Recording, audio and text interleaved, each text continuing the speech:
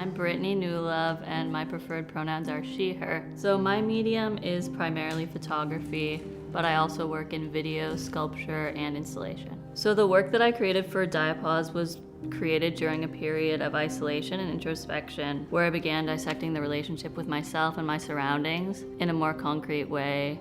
And so a lot of it involved observation of my space and my surroundings, and kind of using photography as a way to process and grasp my experience through the past few years where there's been a lot of isolation and change and unusual kind of circumstances. So yeah, I think it directly relates to the theme in that it was created during this time where I was using photography as a way to process what was going on around me. So I have a series of photographs that I've been shooting. So there'll be prints on the wall mounted on value panels, so they'll be hung up. So thematically, I've been shooting during this time of isolation. So a lot of it is like self-portraiture. There's a self-portrait in it. There's a photo of my hand, and there's also a photo of a tulip frozen in ice in the sink that I froze. There's a photo of some crumpled up pieces of paper, some notes. Some of the photographs had like a more literal idea that came to my mind. So for example, the tulip that was frozen in ice, I obviously had tulips. It was in the dead of winter, and so I was thinking about how these things kind of die and they're very like temporary, and so I thought of ice as a way to kind of allude to winter and things being kind of dead, but also as a way to preserve the tulip in a way that wouldn't be if it was just like sitting out and, you know, dying as flowers die. So that one kind of came to my head, and I just like stuck the tulip in the freezer and then waited for it to freeze and took photos of it. And so others are more conceptual like that come with an idea, like the crumpled up paper. I had notes and writing that I was doing because I write as well.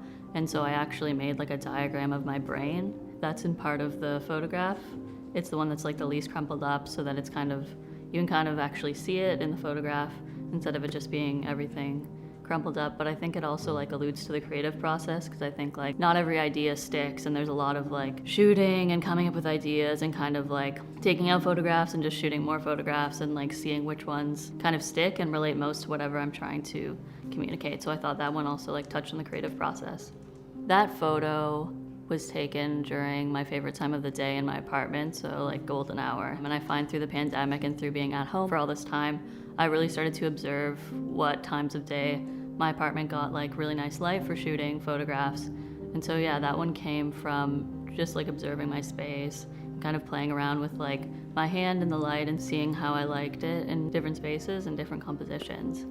Yeah, so I think that one just came to be from like observing my natural surroundings. But in like the history of photography, there's a specific photograph that was like one of the early photographs in black and white on film that's like historical, and so there's actually a photo that inspired that photo because the tripod was very much in the self-portrait as well. So it kind of came to be just from me playing around with self-portraiture and thinking about what it would be like to actually include the tripod in the space and in the shot instead of just like having a photo of me, because I think it references the act of photography itself in a kind of more historical way that alludes to parts of the process being there. And I think there's quite a bit of challenges. Like I think during this time it's been challenging to make work and create things, because like it's been a hard time for a lot of people. Like it's been just like a challenging time to kind of be a human experiencing things. So I think at first it was kind of hard to be consistent with like shooting and motivated to be shooting throughout. What I found, especially through a lot of the shots that I did throughout the shooting process and throughout observing my own space, is I think like shooting this whole project has kind of given me a better appreciation for like the mundane everyday things and just like light and all these small things that I think before this time I kind of took for granted or I didn't notice as much. I hope to kind of create that same appreciation in other people, that like small things and light and all these things that are usually kind of ordinary can actually be really beautiful, especially if they're like captured and shown. Like I think not everything has to be this like extreme thing. There can just be beauty in like mundane things.